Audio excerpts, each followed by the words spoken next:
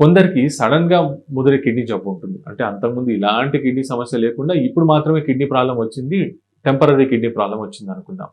అలాంటి వారికి కూడా సివియర్‌గా ఉన్నప్పుడు ఈ ఆమ్లం శాతం పెరిగినా, లేకపోతే శరీరంలో నీరు ఎక్కువ పేరుకుపోయింది, మూత్రం తయారీ సరిగ్గా లేకపోయినా, లవణాలు అంటే పొటాషియం, సోడియం అంటాం అనమాట. ఈ పొటాషియం చాలా ఎక్కువైపోయినా, లేదా కిడ్నీ ప్రాబ్లమ్ తాలూకు లక్షణాలు బాగా ముదిరినా కూడా మనం డయాలిసిస్ చేస్తాం. టెంపరరీగా వచ్చిన కిడ్నీ ప్రాబ్లమ్‌కి మనం డయాలిసిస్ చేసినా, ఒకవేళ రికవరీ వస్తే డయాలిసిస్ ఆపేస్తాం.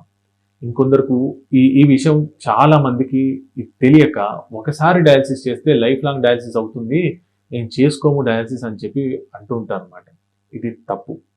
డయాలిసిస్ శరీరానికి అవసరమైనప్పుడు ఖచ్చితంగా చేసుకోవాలి. ఎందుకంటే అది చేసుకోకపోతే ప్రాణానికి రిస్క్ ఎక్కువ ఉంటుంది.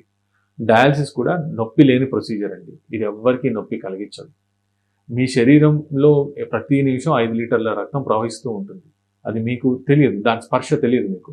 అలానే ఈ డయాలిసిస్ అనే ప్రక్రియలో ఏమవుతుందంటే, మీ చేతి రక్తనాళం నుంచి కానీ, మెడ రక్తనాళం నుంచి కానీ రక్తం మెషిన్‌లోకి ప్రవహించి పరచబడి మళ్ళీ మీ శరీరానికి వచ్చేస్తుంది.